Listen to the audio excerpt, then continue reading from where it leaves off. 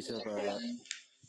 Untuk kurang lebih 1 jam ke depan kita akan membahas mengenai bagaimana menyusun ya pesan-pesan persuasif dan dasar-dasar dalam korespondensi bisnis.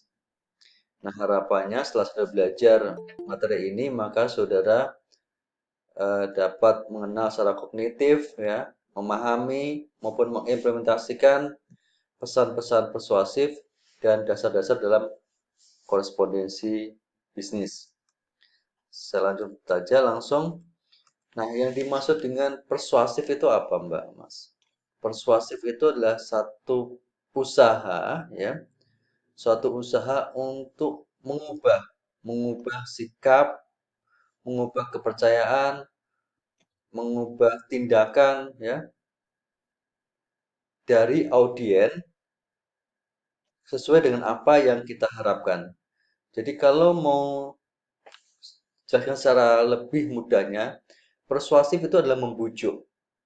Bagaimana kita membujuk audien kita yang tadinya tidak tertarik dengan eh, misalkan informasi yang kita sampaikan menjadi tertarik misalnya seperti itu.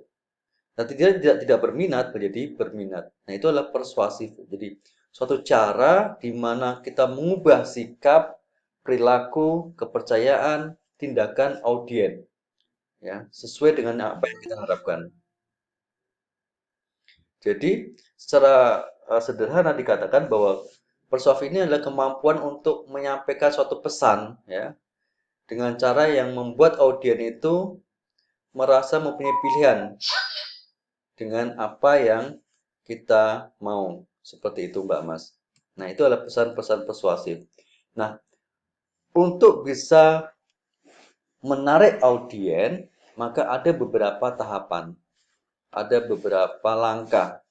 Pertama adalah kita harus bisa menganalisis audien. Audien kita ini siapa? Contoh misalnya seperti ini. Saya mengajar komunikasi bisnis. Saya lihat mahasiswa tidak begitu tertarik misalnya seperti itu toh. Maka saya berusaha dengan menggunakan langkah-langkah persuasif supaya saudara itu tertarik untuk belajar komunikasi bisnis. Nah, untuk itu langkah pertama adalah saudara bisa melakukan analisis audiens. Siapa sih audiens saya? Oh, audiens saya adalah mahasiswa semester 2 misalkan seperti itu. Usianya antara katakanlah 17 atau 18 sampai 23 tahun misalkan seperti itu ya. Dengan kemampuannya seperti ini. Nah, itulah analisis audiens. Kenapa kita harus melakukan proses analisis audiens? Supaya kita tahu, kita punya apa ya, kemampuan untuk menjelaskan sesuai dengan kemampuan dari si audiens tersebut. Bahasa yang akan kita gunakan, kata-kata yang akan kita sampaikan itu kita sesuaikan dengan kemampuan dari si audiens. Sehingga pesan yang kita sampaikan itu lebih dapat dipahami oleh audiens. Seperti itu, Mbak Mas. Jadi langkah pertama adalah analisis audiens. Yang kedua adalah pertimbangkan perbedaan budaya. Jadi pada saat kita menyampaikan pesan-pesan bisnis kita, ya, dengan menggunakan persuasif ini, maka kita paham audiens kita ini apakah dia homogen, ya, ataukah satu ini aja, ya, seperti itu. Nah, jadi kita pastikan bahwa eh, terdapat perbedaan budaya dan kita berusaha untuk apa? Untuk membantu, untuk memuaskan akan kebutuhan informasi dari audiens kita. Itu yang kedua. Dan yang ketiga adalah memilih pendekatan organisasi.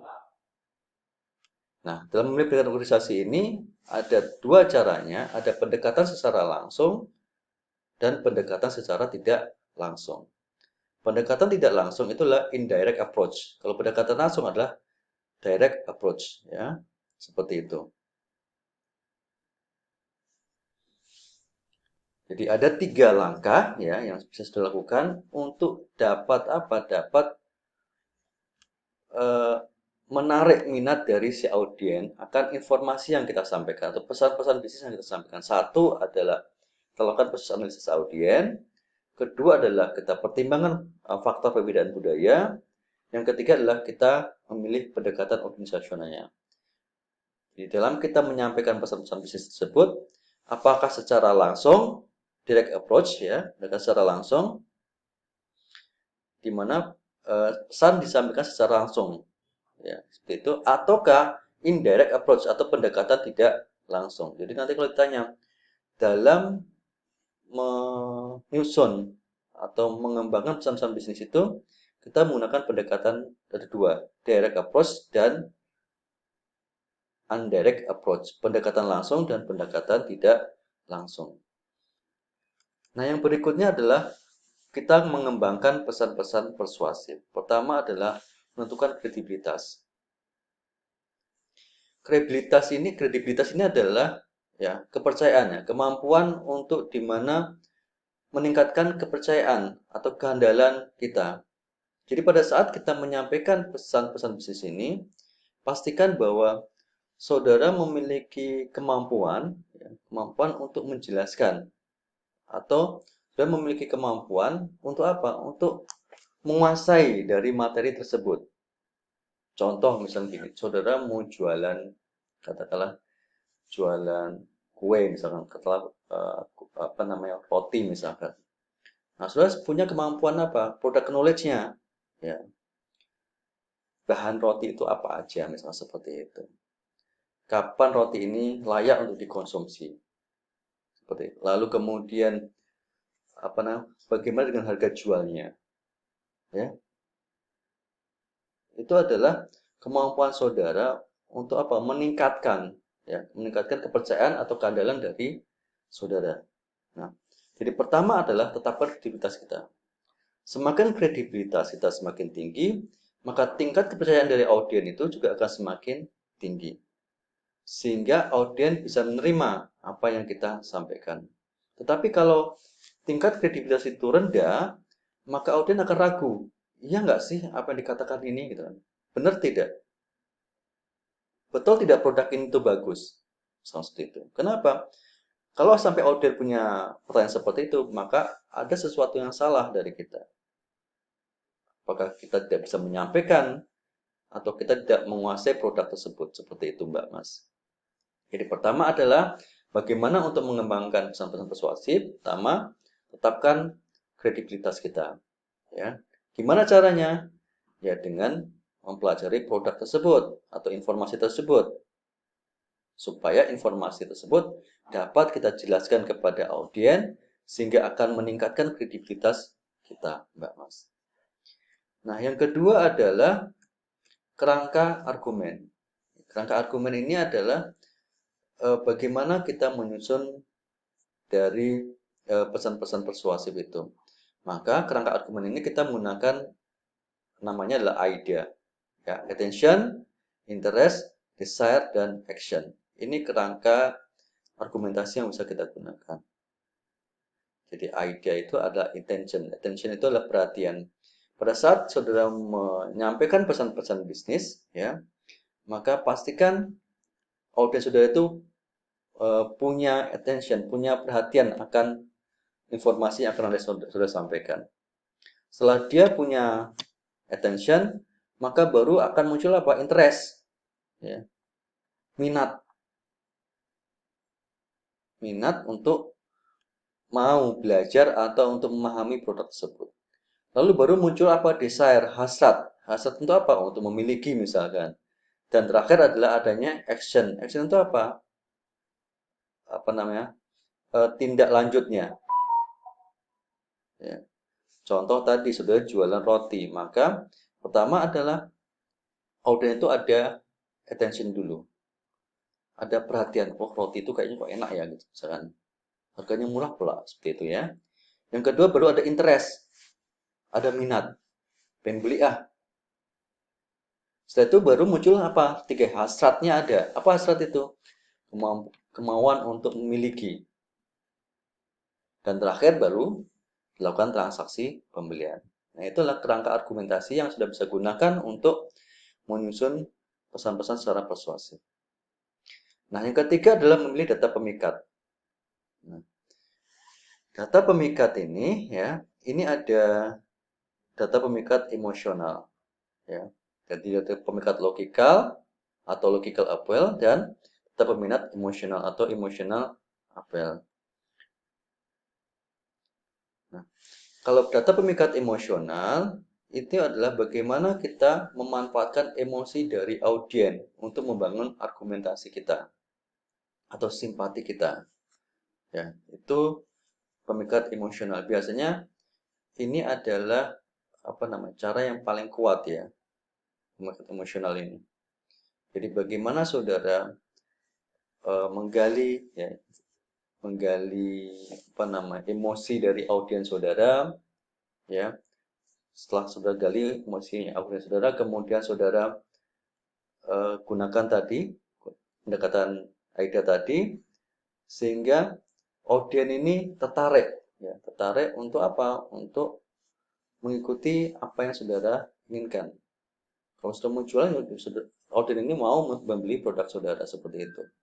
Jadi pemikat emosional ini adalah satu pendekatan yang relatif kuat dibandingkan dengan pemikat logika.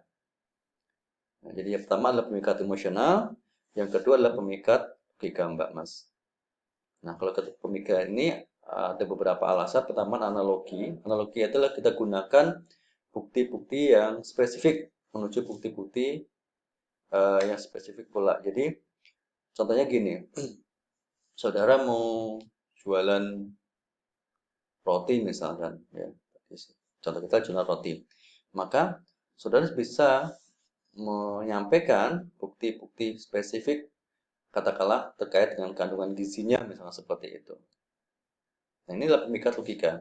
Jadi pada saat kita menyusun pesan-pesan persuasif ini, kita sampaikan pula bahwa misalkan dalam produk roti kita ini terdapat apa? Terdapat kandungan gizi yang seperti ini. Nah, itu pemikat logika. Lalu pemikat induksi, ya. Induksi ini adalah memberikan alasan dari bukti-bukti spesifik menuju pada kesimpulan. Itu induksi. Nah, yang ketiga adalah deduksi. Deduksi ini adalah pemberian alasan yang bersifat umum untuk kesimpulan yang spesifik. Nah, beda antara induksi dan deduksi adalah kalau induksi itu bukti-bukti spesifik menuju kesimpulan umum, itu induksi. Kalau deduksi itu adalah bukti-bukti bersifat umum menuju yang kesimpulannya spesifik. Itu Mbak Masnya. Jadi pemikat logika ada 3. Langsung bisa digunakan. 1 analogi, 2 induksi, 3 deduksi.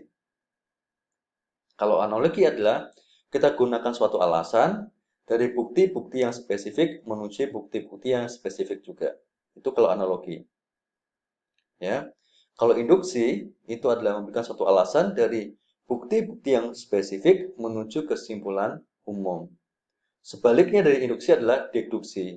Artinya apa? Kita memberikan alasan dari yang bersifat umum, ya, bukti-bukti yang bersifat umum menuju kesimpulan yang spesifik, Mbak Mas.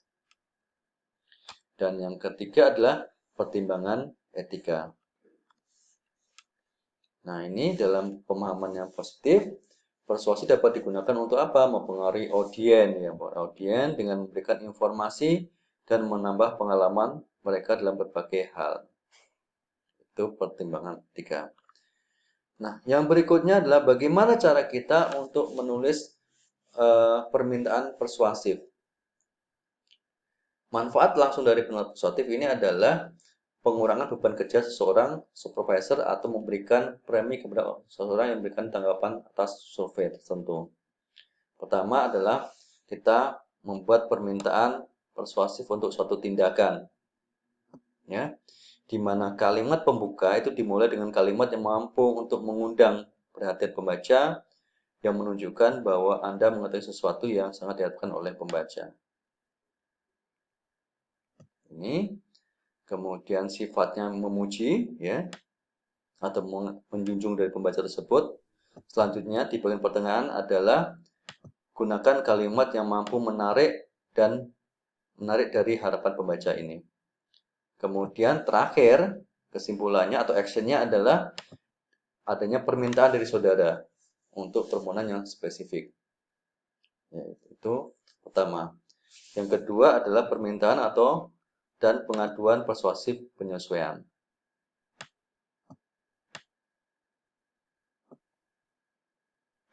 Ini yang kedua. Nah, dalam rangka kita mengorganisasikan dan komposisi pesan penjualan ini, ya, sorry,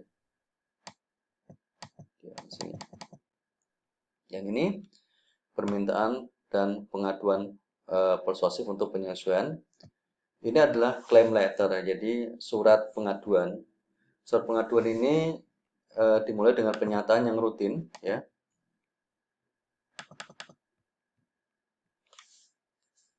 Di mana dalam surat pengaduan itu tentu kita harus tambahkan data-data atau bukti-bukti otentik, ya, supaya itu lebih menarik dari pembaca seperti itu.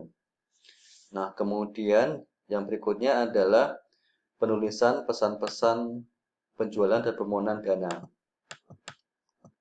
Ini. Nah, dalam kita menyusun pesan-pesan penjualan ini, Mbak Mas, pertama langkahnya adalah kita rencanakan dulu pesan-pesan penjualannya seperti apa. Di mana dalam hal ini adalah kita memperoleh gambaran secara umum tentang produk knowledge-nya. Kemudian kita sampaikan pesan persuasif mulai dengan melakukan analisis audiens. Jadi sama seperti tadi, pertama adalah sudah paham dulu produk knowledge-nya seperti apa. Tadi contohnya roti. Roti ini harus sudah pahami produk knowledge-nya. Terbuat dari apa? Jangka waktu layak konsumsinya berapa lama? Kemudian harganya berapa? Seperti itu, ya. Nah, selanjutnya adalah saudara melakukan proses persuasif, di mana kita mulai dengan apa? Dengan analisis audiens. Roti ini nanti kita akan jual untuk pangsa pasarnya siapa? Kita lakukan proses analisis audiens.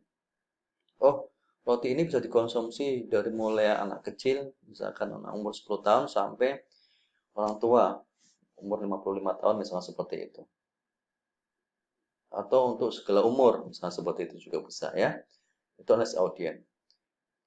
Nah, kemudian selanjutnya adalah fokus pada kebutuhan, minat, dan emosional mereka. Nah, ini juga harus kita pahami. Apa sih kebutuhan audiens kita? Oh, contohnya gini, audiens kita ini butuh roti, tapi dia dari bahan gandum misalkan gitu. Maka kita buat produk roti dari bahan gandum. Ya.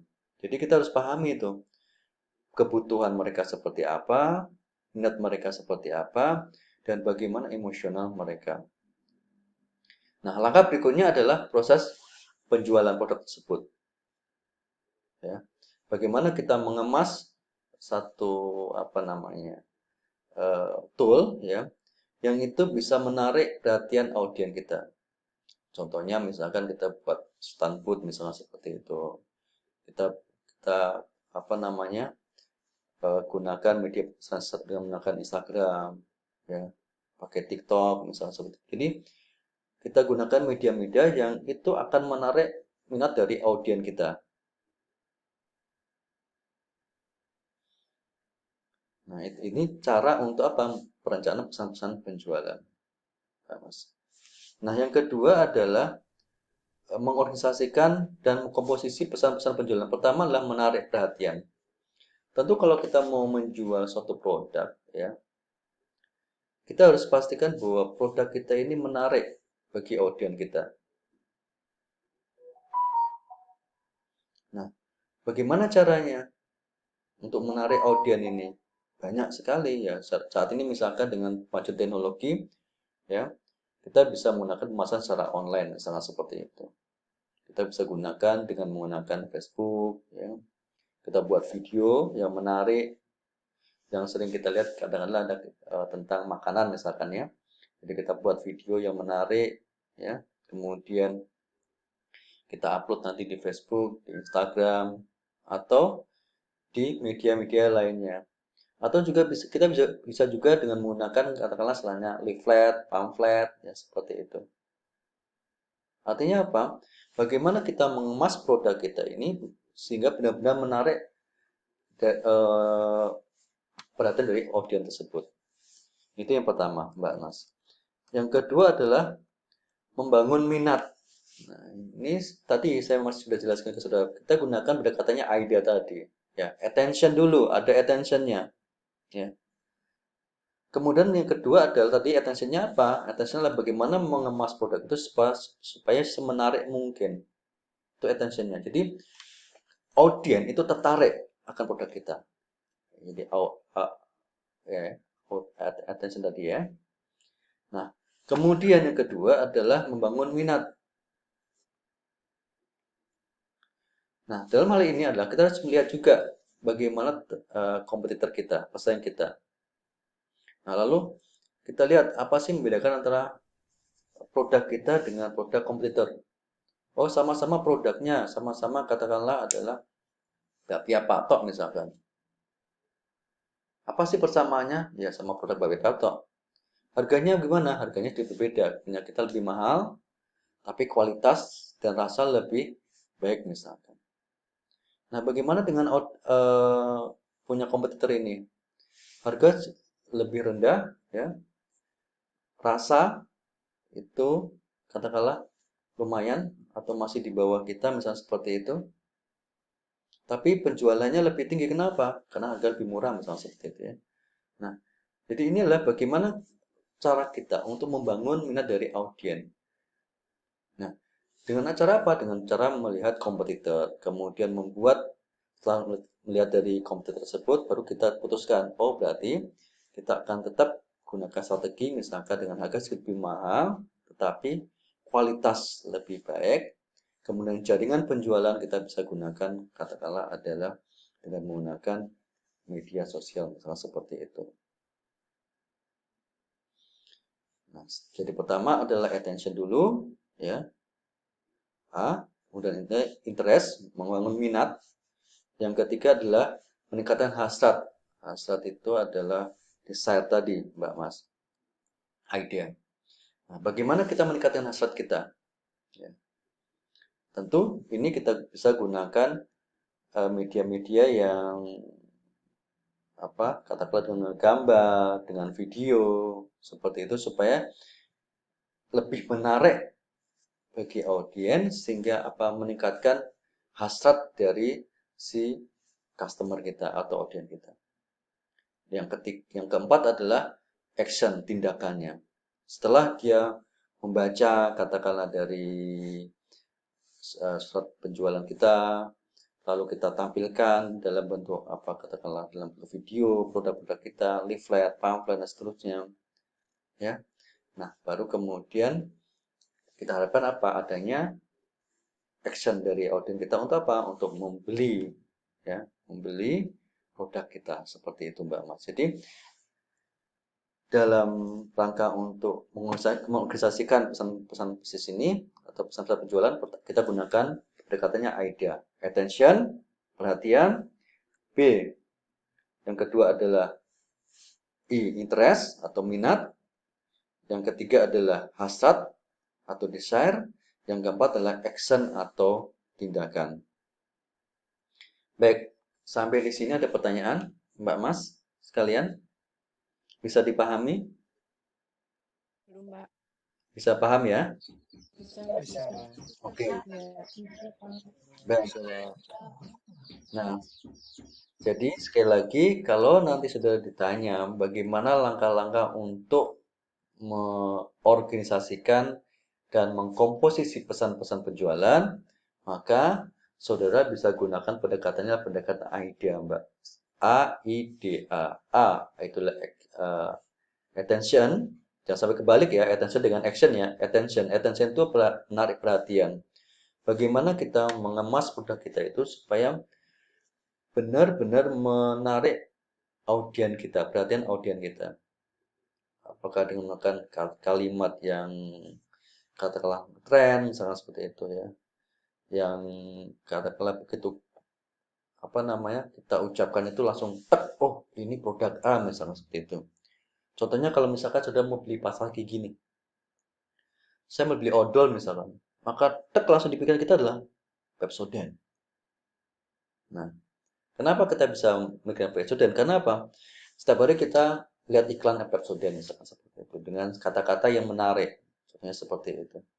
Ya. Jadi pertama lah attention dulu, menarik perhatian. Yang kedua baru adalah membangun minat atau attention, interest, ya, membangun minat, kemudian meningkatkan hasrat atau ada desire, dan terakhir adalah action, tindakan. Nah, itu cara untuk mengorganisasikan pesan-pesan penjualan. Berikutnya adalah bagaimana perencanaan pesan-pesan permohonan bantuan dana. Nah, ini saya skip aja. Ini skip baca aja, saudara ya.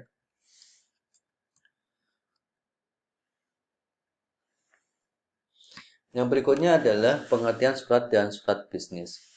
Jadi surat ini adalah digunakan untuk apa? Untuk menyampaikan pesan secara tertulis, ya, baik itu untuk kepentingan pribadi, untuk kedinasan, ataupun untuk bisnis. Jadi sekali lagi surat adalah sarik kertas yang digunakan untuk menyampaikan pesan-pesan bisnis atau pesan-pesan tertulis, baik untuk kepentingan pribadi, kepentingan kedinasan, maupun untuk bisnis. Dari seseorang kepada orang lain, dari satu organisasi kepada organisasi lainnya. Nah, sejalan dengan perkembangan teknologi, Mbak Mas, surat ini sudah berkembang ya. Kalau dulu mungkin waktu saat saya itu kita masih gunakan surat itu di posin. Kita buat tulis suratnya, kemudian kita kirimkan lewat pos seperti itu. Atau kalau zaman-zaman dulu itu kalau lagi naksir cewek misalkan, tulis surat, masukin dalam buku, kasih ke ceweknya seperti itu ya. Nah, dalam perkembangan teknologi kemudian maka surat ini kita bisa gunakan dalam bentuk apa? Email misalkan. Jadi sekarang kalau mau ngirim lamaran pekerjaan itu seringkali menggunakan email dibandingkan dengan menggunakan pos. Ya, pos sudah mulai ditinggalkan. Sekarang pakai email.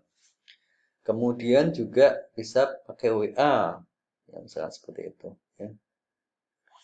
Jadi tidak harus pakai kertas. Kalau dulu pakai kertas, seperti itu. Nah, sekarang bagaimana cara kita untuk menulis pesan yang baik itu? Nah, dalam rangka kita menulis atau menyusun pesan atau yang baik atau surat yang baik, maka pertama adalah bahasa yang digunakan itu harus yang mudah dipahami dan nggak bertele-tele. Karena kita tulis, Mbak Mas. Sudah bisa bayangkan kalau sudah mau menulis sebuah surat, kemudian bahasanya itu istilahnya ngalor ngidul gitu misalnya. Ya, nggak fokus. Tentu panjang nanti. Malah membingungkan bagi si penerima surat tersebut. Ya, jadi kuncinya adalah sudah tulis surat tersebut, gunakan bahasa yang mudah dipahami dan tidak bertele-tele. Sehingga apa? Sehingga audien atau orang yang menerima surat tersebut dengan mudah memahami isi suratnya. Yang kedua adalah memilih ukuran kertas ya dari surat tersebut sesuai dengan maksud dan tujuan yang hendak dicapai. Kenapa sih kita harus memilih ukuran kertas? Kemudian kebersihan dan seterusnya. Karena gini, kertas itu kan banyak tuh. Ada kertas yang ada bergambar-gambarnya misalkan, ada kertas polos. Nah, sudah bisa bayangkan kalau sudah mau menulis surat lamar kerjaan misalnya seperti itu ke sebuah instansi, tapi sudah pakai kertas tulis di mana di situ ada gambar ceweknya misalnya seperti itu. Kan jadi wagu ya, tidak pada tempatnya. Kenapa? Karena surat tersebut ditujukan untuk suatu instansi. Jadi kita tidak bisa menggunakan atau asal memilih dari kertas yang akan kita gunakan untuk menulis surat tersebut, Mbak Mas. Paham ya sampai di sini ya? Nah, yang berikutnya adalah fungsi surat ini untuk apa? Jadi, apa fungsi surat bisnis ini? Tentu saja surat bisnis ini berfungsi satu sebagai wakil atau duta bagi pengirim surat. Tentu dalam hal ini adalah surat bisnis ini digunakan untuk apa? Untuk membawa pesan, ya, membawa pesan-pesan bisnis dari satu pihak kepada pihak lain. Itu pertama. Contoh misalkan surat permohonan permintaan informasi produk tertentu misalkan. Nah, artinya apa? Kita meminta suatu informasi akan suatu produk kepada suatu instansi tertentu. Jadi, fungsi surat ini adalah membawa informasi itu, permintaan informasi atau harga dari suatu produk kepada PT tertentu, misalnya seperti itu. Itu yang pertama. Yang kedua adalah sebagai alat untuk menyimpan pemberitahuan atau permintaan atau permohonan. Contohnya tadi sudah dijelaskan, surat permohonan pemesanan produk misalkan, surat penagihan produk baru, dan seterusnya. Jadi pertama adalah sebagai duta atau wakil bagi si pengirim surat yang berfungsi untuk membawa pesan-pesan bisnis dari satu perusahaan atau satu institusi kepada institusi lain. Yang kedua adalah sebagai pemberitahuan, sebagai permintaan atau permohonan atau ide atau gagasan yang berkaitan dengan masalah-masalah bisnis. Itu yang kedua. Nah, fungsi yang ketiga adalah sebagai alat bukti tertulis atau dokumen tertulis. Contohnya seperti apa, Mbak Mas? Misal surat perjanjian jual beli, surat perintah kerja, surat kerjasama, kontrak kerja. Itu adalah alat bukti tertulis. Ya. Paham ya sampai di sini ya, Mbak Mas? Nah, yang keempat adalah alat untuk mengingat. Biasanya ini adalah satu surat yang diarsipkan. Sehingga pada suatu saat nanti kita bisa ambil kembali kalau dibutuhkan. Ya, contoh misalkan gini, ada surat permintaan pembelian misalkan dari satu institusi kepada institusi lain. Lalu suatu saat kita mau ngecek lagi, dulu itu permintaan pembeliannya apa aja. Nah, karena kita mau ngecek, maka kita butuh arsip toh Mbak Mas.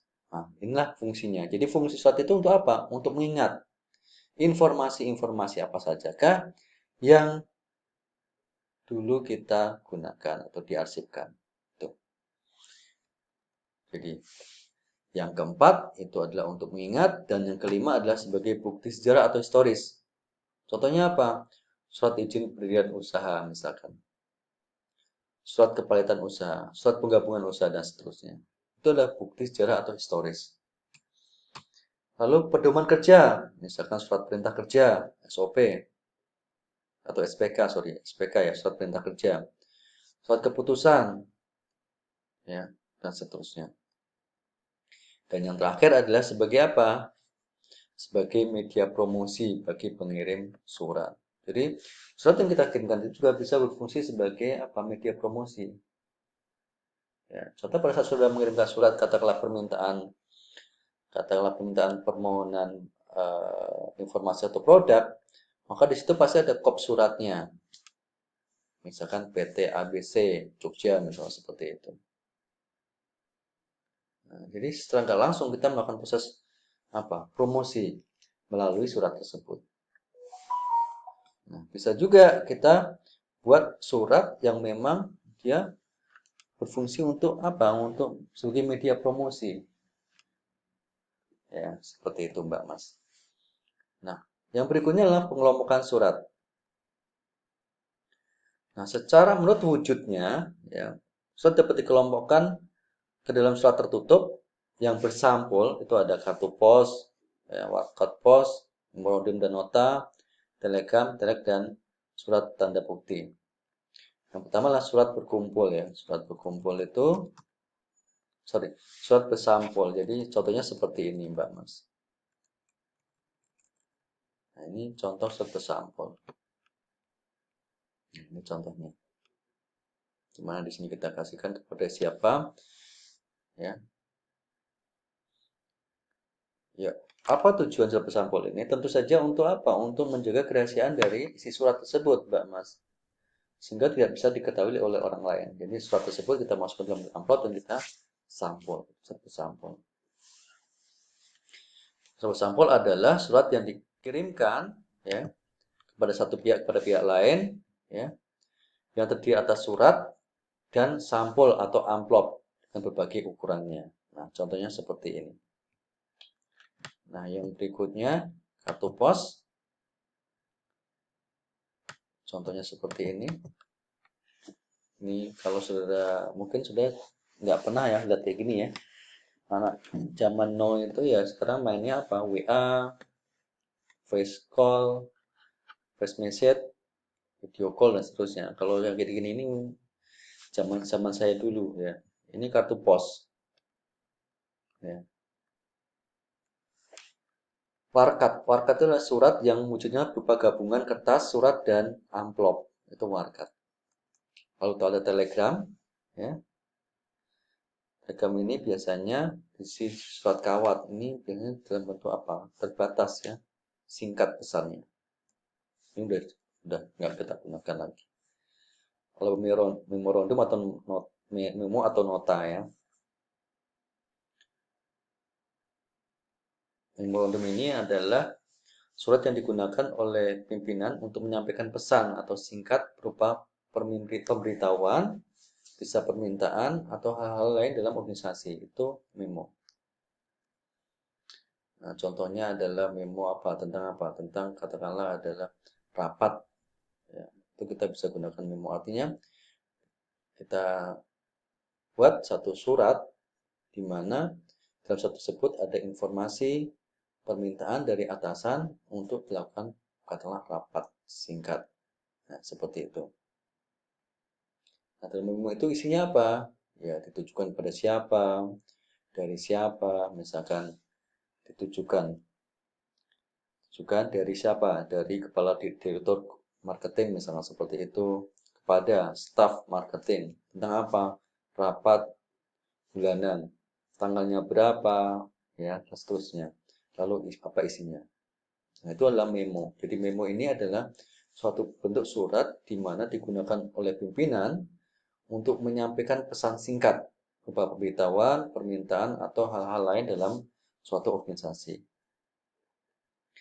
Lalu ada surat tanda bukti. Nah, surat tanda bukti ini berfungsi sebagai tanda bukti pengakuan sah atas suatu pembayaran.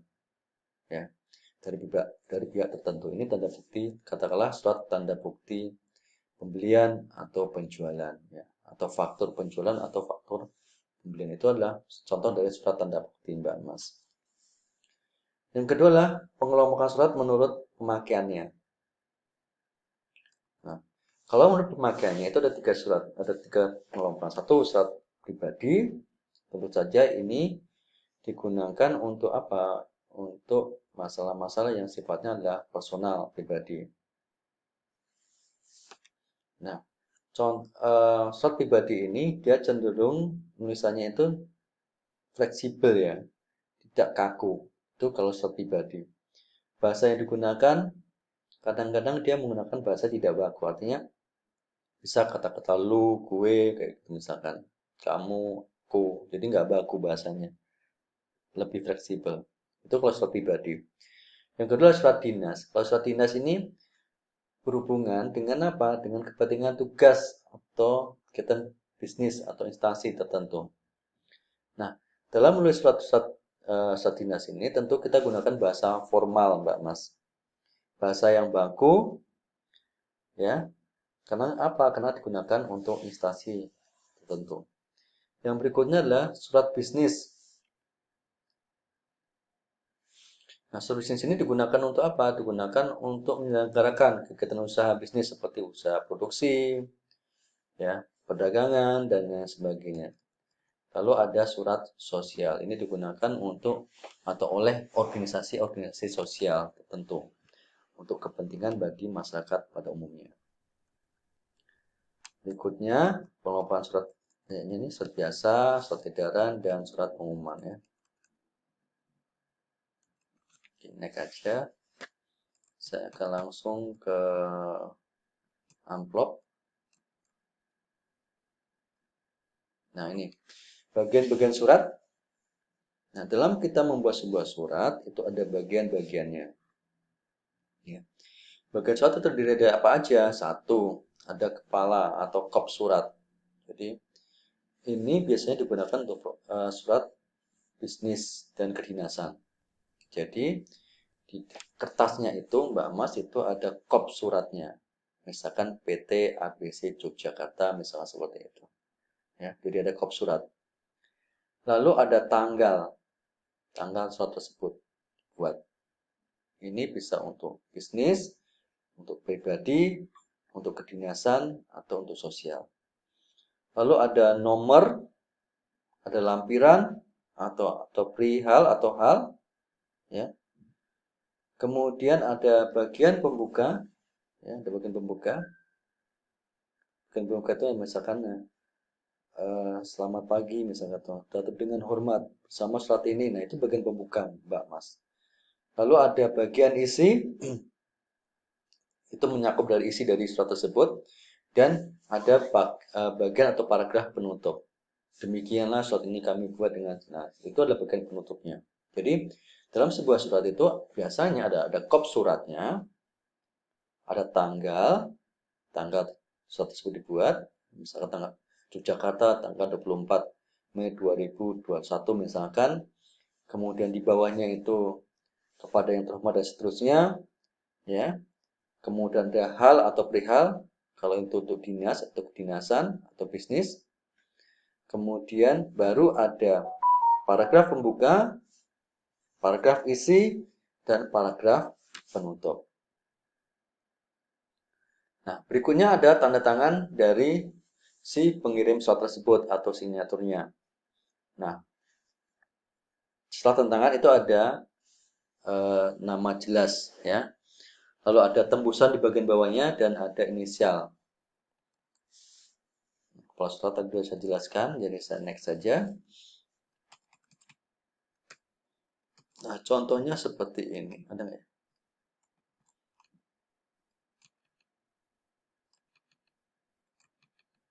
Oke, saya closing dulu sebentar. Saya tampilkan di PPT saya aja. Belum, Pak. Belum ada. Oke, belum ada ya. Baik.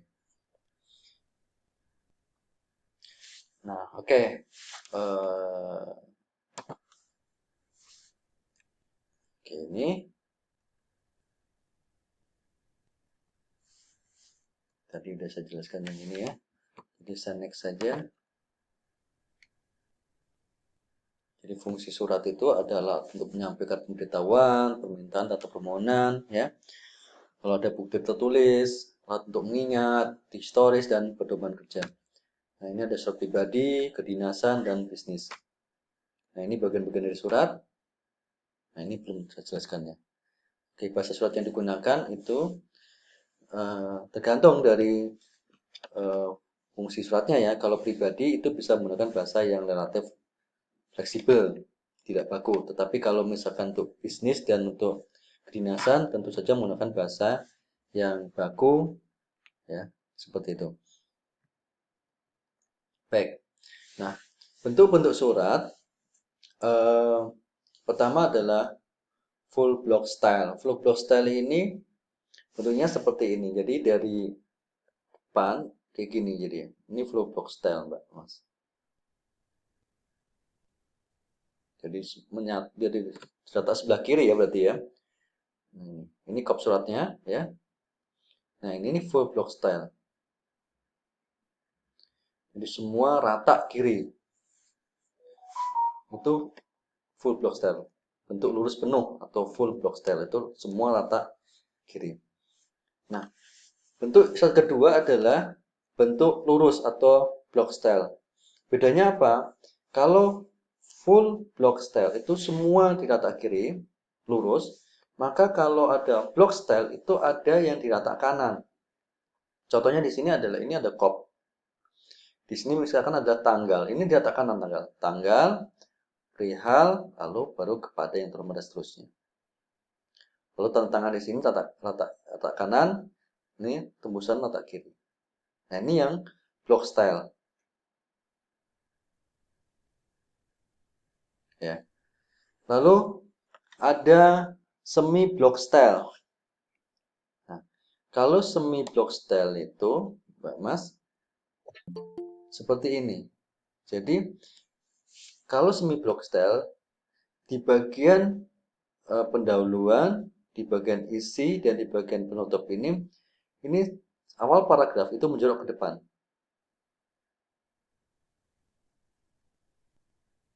Ya, ini yang semi block style. Nah, misalnya kita gunakan tiga bentuk ini. Apakah bentuk lurus penuh atau full block style, bentuk block style ataukah semi block style. Oke, dari ketiga ini ada pertanyaan? Ada yang bertanyakan? Mbak Mas, paham semuanya? Tahu, Tidak ada, Pak. tahu bedanya ya? Kalau Tahu, Pak. dia lurus penuh atau block style itu semua data kiri. Yaitu yang full block style. Kalau block style ya itu ada di data kanan, tanggal data kanan, tanda tangan data kanan, itu yang block style.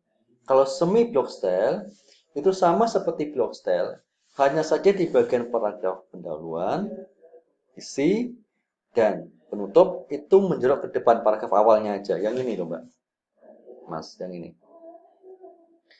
Berikutnya bentuk bertekuk dan bentuk paragraf penggantung. Ya.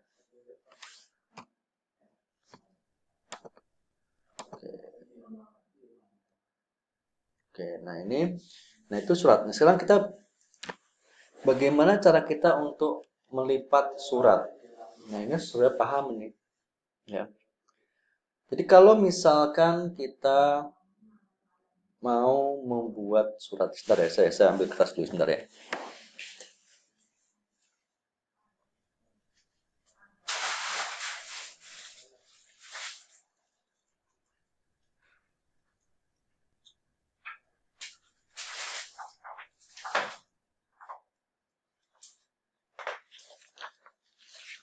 Oke, perhatikan. Lihat kertas saya ya.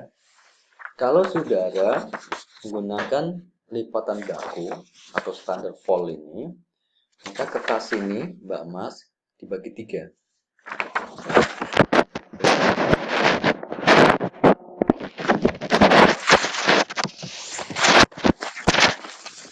Seperti ini. Nah, ini yang baku. Bagi 3 ya. 1, 2, 3. Oke, ini yang lipatan baku. Paham ya? Nah, kalau nggak kelihatan, nggak kelihatan. Ya, 3 lagi. 1, 2, 3. Ya. Jadi Karena ada background itu, Pak. Hah? Gimana? Karena ada background. hilang Pak. Hah? Itu sama background, Pak. PP? Gimana Mbak? Nyatu sama background, Pak, karena kertas kan putih. Background? Oh, iya iya. Kayak nggak apa-apa lah. Pokoknya gitu ya. Jadi kalau sedang lihat di sini, ini kertas toh. Kita lipat jadi 3. 1, 2, dan 3. Di atas, ini biasanya di sini isinya apa? Isinya biasanya adalah kop surat dan sedikit masuk ke bagian bisa tanggal, bisa hal atau perihal, lalu kepada. Nah, jadi yang tengah ini adalah isi dan ini penutup. Jadi satu kertas ini kita lipat jadi 3. Ini yang lipatan baku atau standar fold. Yang kedua adalah lipatan setengah baku atau semi standar fold. Sama seperti lipatan baku, hanya yang pertama, lipatan pertama itu ditarik ke belakang, Mbak. Ini kan gini nih. Oke, kita lihat ya. Ini kan 1, 2 di sini, 3 di sini kan. Nah, kalau lipatan setengah baku, yang 1 ini ada nggak sih? Bentar ya. Nah, ini kan 1, 2, 3. Ini kan 1, ini 2, ini 3 tuh. Nah, kalau lipatan setengah baku, maka 2, 3 tetap. Yang satu ini lipatnya ke belakang. Maka jadinya adalah lipatan setengah baku. Kayak gini jadinya. Jadi 3, 2, satunya dilipat ke belakang.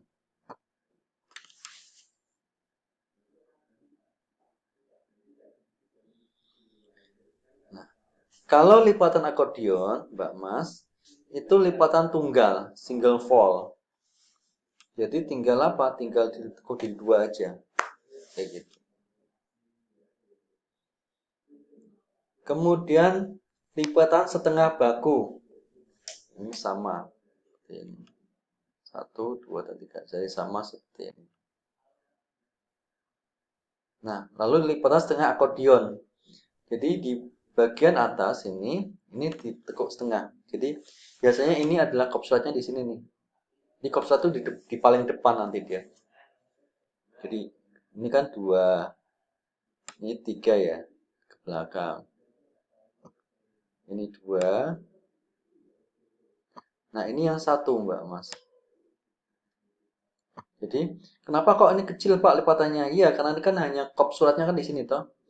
Ini biasanya kopsulat itu yang kita lipat, lalu yang ini kita lipat sama, gitu loh.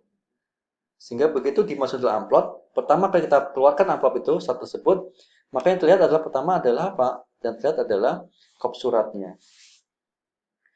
Lalu yang berikutnya adalah lipatan ganda paralel yang seperti ini. Saya nggak tahu nih gimana. Ini 4 jadi 1, 2, 3, 4. Jadi satu kertas itu kita jadi lipat jadi 4 bagian. Ya, itu Mbak Mas. Yang berikutnya adalah bentuk-bentuk amplop. Amplop itu ada 2 jenisnya, ada amplop biasa dan amplop berjendela. Kalau ukurannya ada amplop resmi, kartu, bisnis, panjang, dan pendek.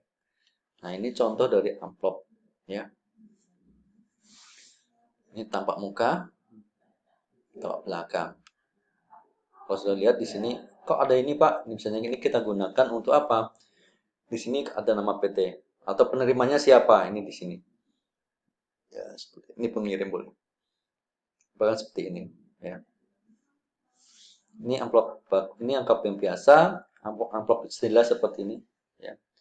Jendela ini, jadi ini itu biasanya dilubangi lalu di sini ada plastiknya sehingga kita bisa lihat tuh apa namanya isi dari surat tersebut. Biasanya di sini itu isinya apa?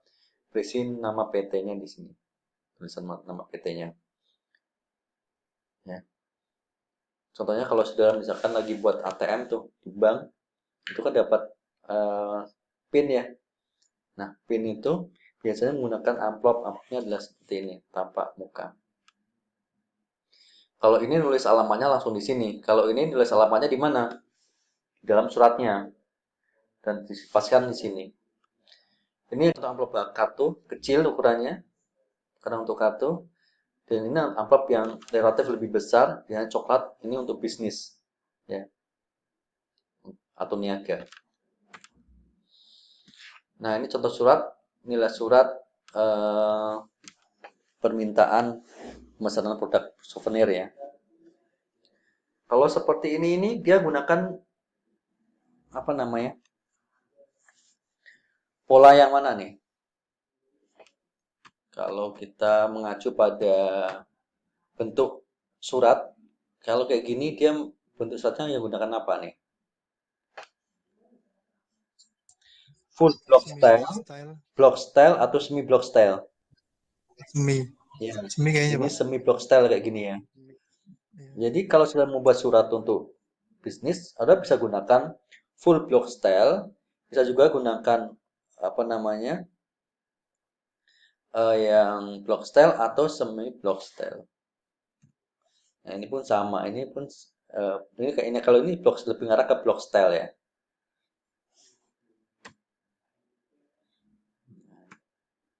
Baik, itu Mbak Mas, ada pertanyaan sampai di sini? Ada? Tidak,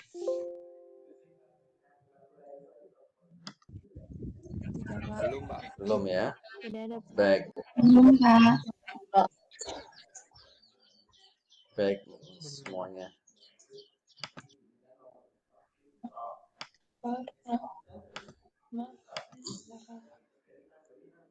Baik, aduh, udah mau selesai, tidak bermasuk. Sering. Baik, teman-teman semuanya, eh, jadi ini adalah materi kita untuk pertemuan ke-9. Jadi nanti untuk pertemuan ke-10, 11 sampai 15 kita lakukan sampai 14 ya, kita lakukan secara dengan menggunakan portal e-learning. Nanti pertemuan ke-15 insya Allah kita akan gunakan secara pakai Zoom lagi. Nah, bagi rekan-rekan mahasiswa yang kemarin katakanlah nilainya merasa masih rendah, sudah masih punya kesempatan lagi di UAS-nya. Jadi silakan dikejar di UAS-nya supaya nilai sudah itu maksimal. Jadi gini loh, sudah itu punya strategi ya. Ada mata kuliah itu yang berat, misalkan statistika, misalkan yang nggak suka ngitung-ngitung, atau yang sudah tidak paham misalkan seperti itu ya. Nah, dan ada mata kuliah yang relatif ringan kayak komunikasi bisnis itu kan ringan tuh, kayak Applikom, praktikum Applikom itu kan ringan. Nah, mata kuliah yang ringan itu sudah maksimalkan nilainya. Supaya apa? Supaya nilai akhir saudara itu tinggi gitu loh Mbak Mas ya. Jadi kalau bisa ya nilai itu 3, sekian IPK saudara itu. Jangan 2, jangan di bawah 2,7. Kalau saudara untuk usaha sih nggak masalah ya. Tapi kalau saudara nanti mau nyari kerjaan, orang lihat IPK juga toh, kayak gitu. Jadi tolong dimaksimalkan semaksimal mungkin. Nah, bagi saudara yang nilainya masih rendah di UTS, mohon di up belajar lagi supaya di UAS-nya semakin bagus. Nah, sama seperti semester minggu-minggu yang lalu, bahwa di UAS nanti itu pun saya akan ambil soal itu dari tugas-tugas di kuis. Itu aja. Dan yang kedua adalah sebelum UTS saya buat simulasi. Sebelum UTS ada simulasinya. Kemarin sudah ada simulasi kan? Ada kan simulasi kemarin? Itu nggak ada? Ada kan? Ada Pak. Ada Pak. Soalnya sama toh Mbak? Dengan yang Sama sama. Pak. Gitu. Sama Pak. Isi, Iya sama Pak. isinya Beberapa sama Pak. enggak sama. Kalau kenapa? Ya, kalau misalnya saya bilang beberapa, bisa juga benar ya. Kenapa? Karena misalkan soal itu ada 40, saya ambil cuma 20. Artinya yang 20 itu apa sama, yang 20 lagi nggak keluar gitu ya. Nah, soalnya itu sama dan di simulasi itu saya buat unlimited. Berapapun saudara kerjakan berapa kali pun nggak masalah. Artinya untuk apa sih tujuannya? Tujuannya adalah supaya saudara tuh paham benar soalnya, jawabannya benar sehingga nanti begitu UAS, oh paham tahu nih jawabannya ini dan cepat saudara. Kayak gitu Mbak Mas ya. Baik, demikian program kita untuk hari ini. Terima kasih sudah bergabung ya. Akhir bila kita wabillahi taufiq wal hidayah. Wassalamualaikum warahmatullahi wabarakatuh. Bikin live Mbak Mas ya. Waalaikumsalam Oke. warahmatullahi wabarakatuh. Sehat-sehat semua Mbak Mas. Assalamualaikum.